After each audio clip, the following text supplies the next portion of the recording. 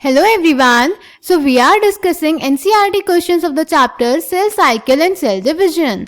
In today's session we are going to discuss the question number 11. So the question is list the main differences between mitosis and meiosis.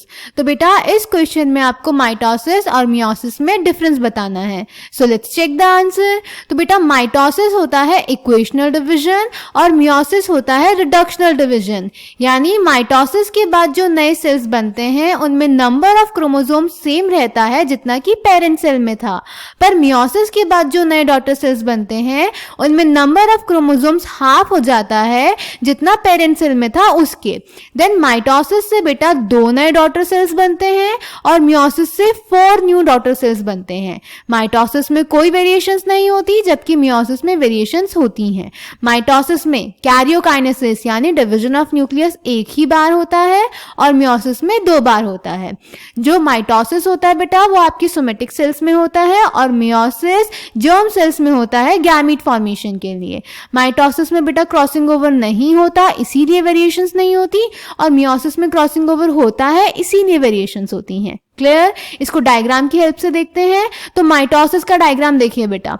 Mitosis में early prophase सबसे पहले nuclear membrane disappear होना start करती है और फिर chromatin fibre से chromosome बन जाते हैं लेट प्रोफेज में. देन मेटाफेज आने लगता है. मेटाफेज में जो स्पिंडल फाइबर्स होते हैं वो क्रोमोसोम की सेंट्रोमेयर से अटैच हो जाते हैं और सारे क्रोमोसोम्स इक्वेटर पे मेटाफेजिक प्लेट पे अलाइन हो जाते हैं. और फिर एनाफेज में सिस्टर क्रोमेटिड्स सेपरेट हो जाते हैं क्योंकि सेंट्रोमेयर स्प्लिट हो जाता है और दोनों सिस्टर क्रोमेटिड्स एक सेल के अपोजिट पोल्स पे मूव कर जाते हैं.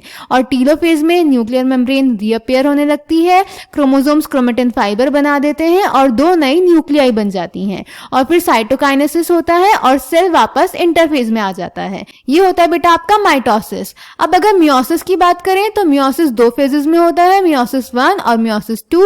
मियोसिस 1 में बेटा प्रोफेज 1 में होमोलोगस क्रोमोसोम्स एक दूसरे के पास आते हैं. साइनाप्टोनेमल कॉम्प्लेक्स की हेल्प से साइनाप्सिस होता है और बाइवेलेंट फॉर्मेशन होता है, उसमें क्रॉसिंग ओवर होती है और फिर काइस्मेटा बनता है. उसके बाद मेटाफेज 1 होता है. मेटाफेज 1 में 2 मेटाफेजिक प्लेट्स बनती हैं और उन मेटाफेजिक प्लेट्स पे होमोलोगस क्रोमोसोम्स एक दूसरे के सामने अलाइन हो जाते हैं. फिर एनाफेज 1 में होमोलोगस क्रोमोसोम्स सेपरेट हो जाते हैं और ऑपोजिट पोल्स पे चले जाते हैं. याद रखेंगे बेटा यहाँ पर एनाफेज 1 में सेंट्रोमेयर स्प्लिट नहीं हुआ और ना ही सिस्टर क्रोमेटिड्स सेपरेट हुए जैसा कि माइटोसिस के एनाफेज में हो रहा था. ठीक है. देन टीलोफेज 1 में वापस से न्यूक्लियर मेम्ब्रेन अपीयर हो जाएगी और 2 नए न्यूक्लियाई बन जाएंगे.